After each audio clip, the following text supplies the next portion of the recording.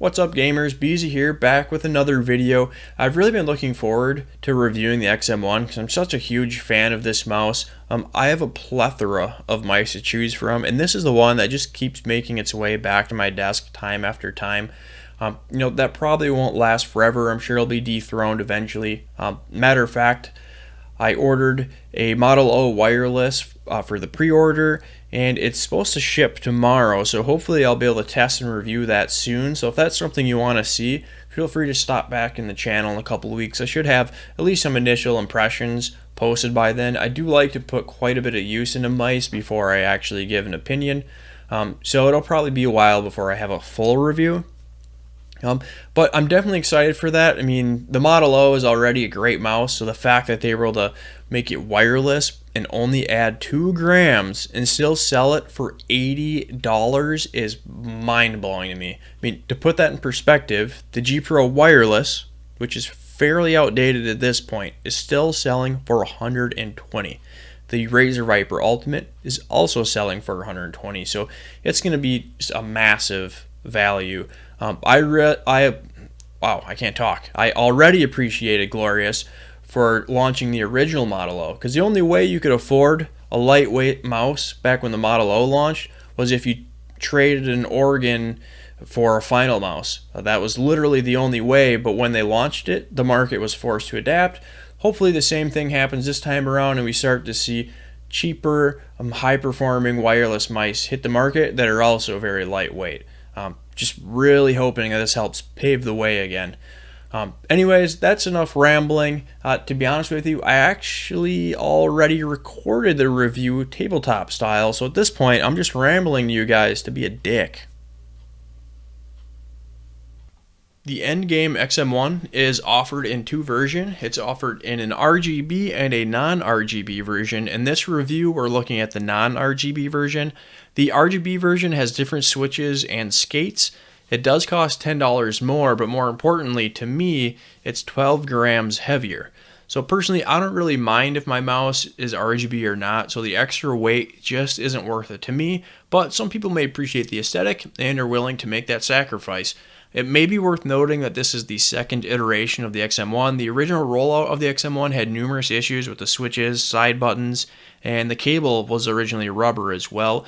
But all of that was updated quite a while ago, so you don't have to worry about it now by any stretch of the imagination. So starting with the size and shape of the Endgame XM1, it's a medium-sized ambidextrous shaped mouse. It's not truly ambi because the side buttons are not swappable to the other side. So unfortunately, you left-handed aliens out there are shit out of luck. Now with it being a medium-sized mouse, it is going to work for most people out there unless you have very large or very small hands. My hands are 20 centimeters long, and when I palm grip the mouse, my fingertips are pretty close to the front of the mouse, so if your hands are much bigger than mine, it might be problematic to palm grip. But if you do like to claw grip or if you fingertip grip, this mouse is going to suit just about everybody. Now in regards to the shape, you'll notice that the highest point in the shape is pretty close to the back of the mouse, creating a hump for you to rest your palm against when you claw grip. So it's really nice for that. But the other thing that's good is that it's quite low for the most part, so you can still comfortably fingertip grip the mouse without constantly getting stuck on the bump. Because, for example, the MM710 has a very large hump in the back, and that does create a bit of an issue for fingertip grip. But that's not a problem on this mouse. Now moving into the switches, they are Omron switches, which are pretty standard, but I will say they're done really well on this mouse. There's very little pre and very little post travel, and I'll go ahead and shove this into the camera so you can take a look for yourself.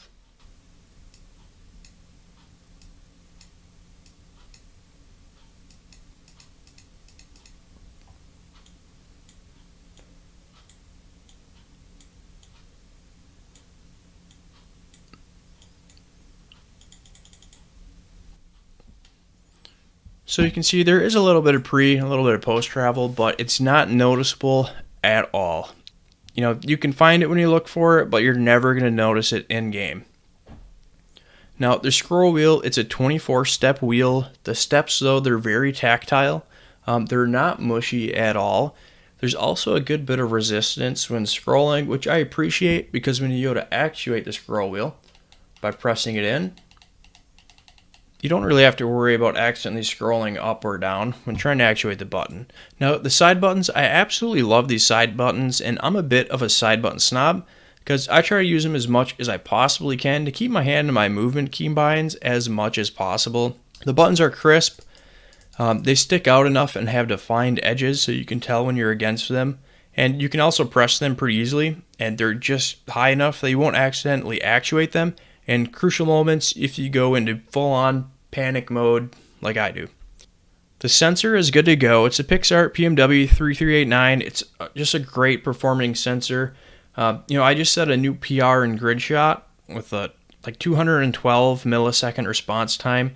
So the sensor was just spot on. I've never had issues with it, and it performs flawlessly. I guess there's not a lot to say there. Most sensors in high-end gaming mice perform very, very well. The DPI button is located on the bottom of the mouse. There are 4 steps. The steps do come preloaded at 400, 800, 1600, and 3200. Now, there is some pretty basic software that you can download if you do want to personalize the DPI steps. So if none of the preset ones work for you, this is always an option if you absolutely need it. Now, the cable is one of my favorite cables, which is pretty interesting considering that this mouse was originally rolled out with a rubber cable. So the fact that they were able to go from a rubber cable to this is pretty damn impressive.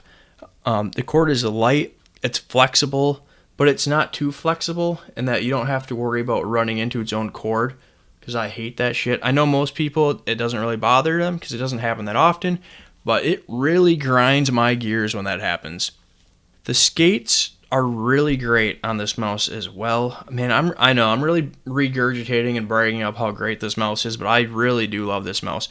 Now, these skates, they're actually 99.5% PTFE, and they sell 100%, but I've never felt the need to upgrade these skates at all just because they've performed flawlessly for me.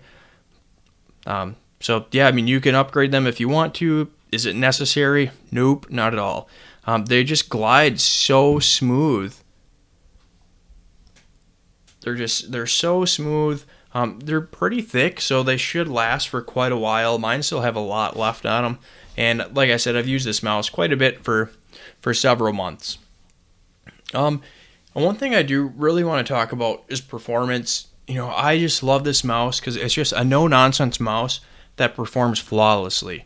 I haven't been aim training consistently. I just started using this mouse again after testing my older mice for previous reviews.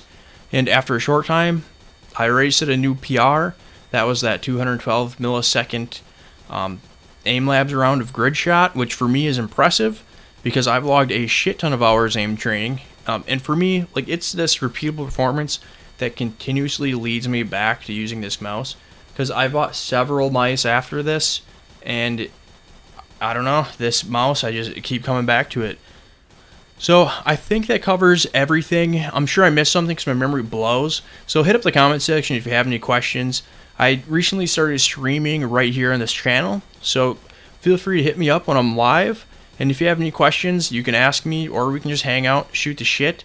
I'm going to continue uploading new content to the channel, so if you're interested in future reveals, feel free to subscribe. I'd appreciate it because I literally have 7 subscribers. Now just think, if you subscribe now, you can say you were subscribed to my channel before I was famous. Now guys, if you did make it to the end of the video, thank you so much for sticking around. I hope you found the review to be helpful, and I'll catch you guys in the next one.